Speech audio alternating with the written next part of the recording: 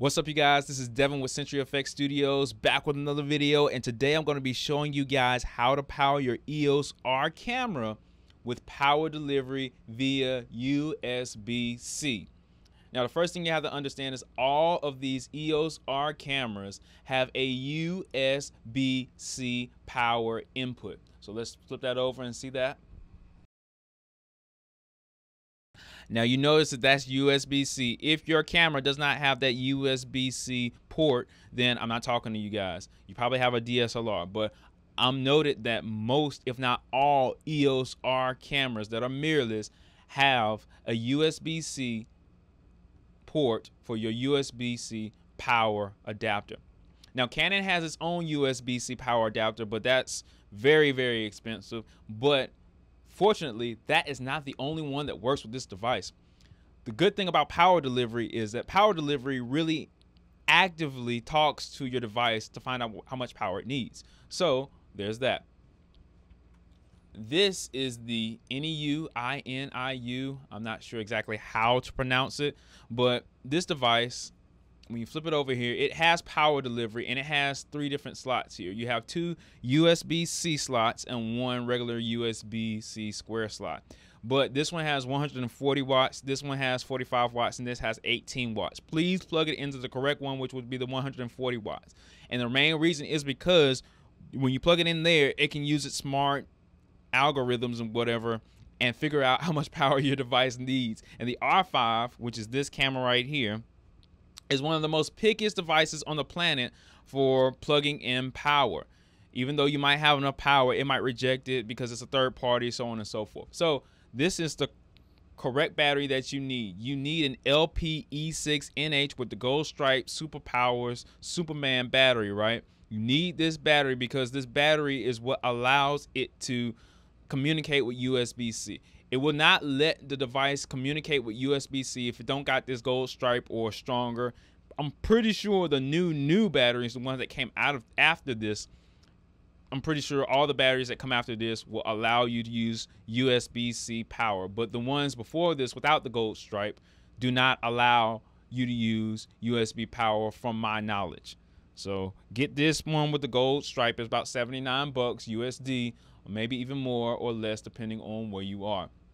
You also need a cable that's USB-C to USB-C.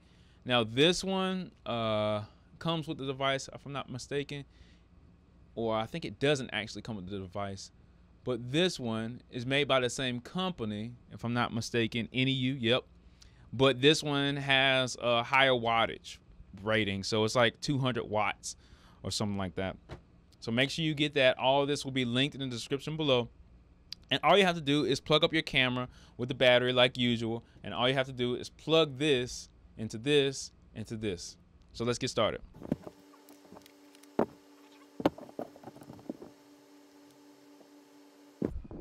All right, another reason why I like these cables is it has this little green indicator light that lets you know that you're getting power.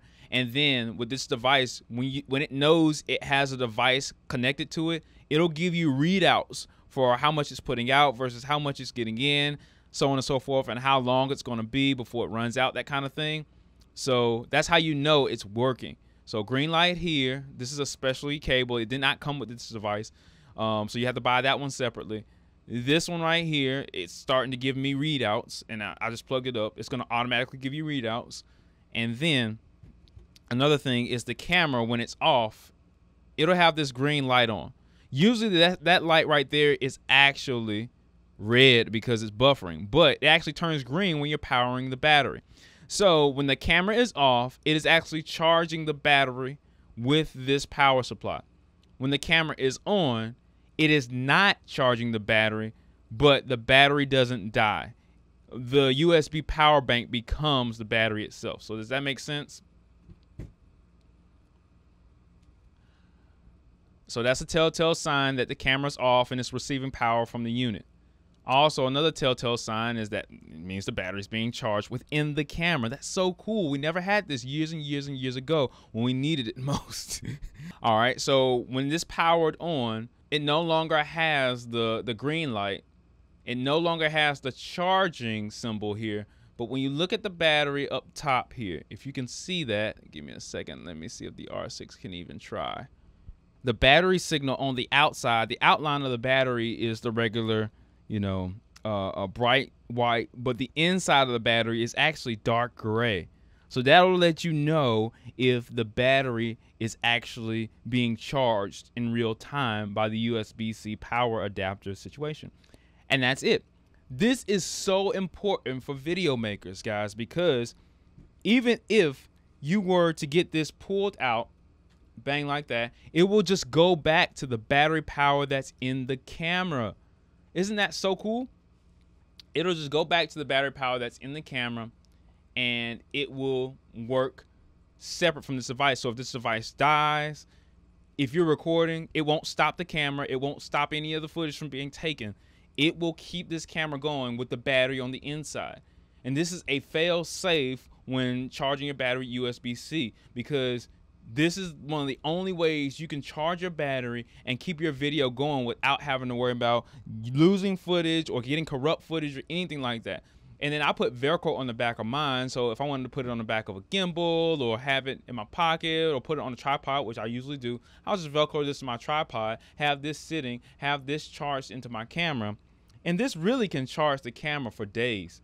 I think at least a day, day and a half, maybe even 2 days, depending on how you're using the camera. But this thing can really, it works well with this device. I've never had any issues utilizing this. And I can plug in a little coupler into my Ninja 5 and use this and the Ninja 5 at the same time as using this.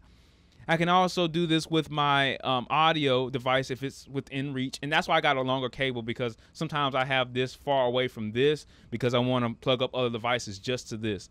This thing is a monster, and it's probably not the most powerful version of itself.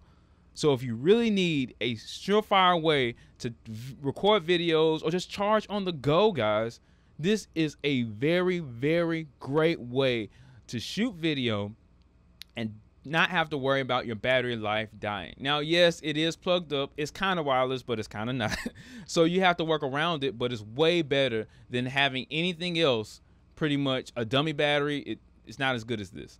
Any other way, I don't even think V-mount is as good as this, because the V-mount has to have some kind of coupler to this, and that's a fail, because if that cable gets messed up, snipped, or anything tripped over or gets a short in it, that might be a fail for you. If you find another way to be able to use the V-mount with this, there might be another way. But for the most part, this is one of the securest ways to get power to your EOS R camera, and also record for extended periods of time, like maybe even a day, 2 days almost, with this device USB'd into this. I'm Devin with Century FX Studios TV. If this helped you out, guys, likes, subscribe, all these things, and I will see you on the next video.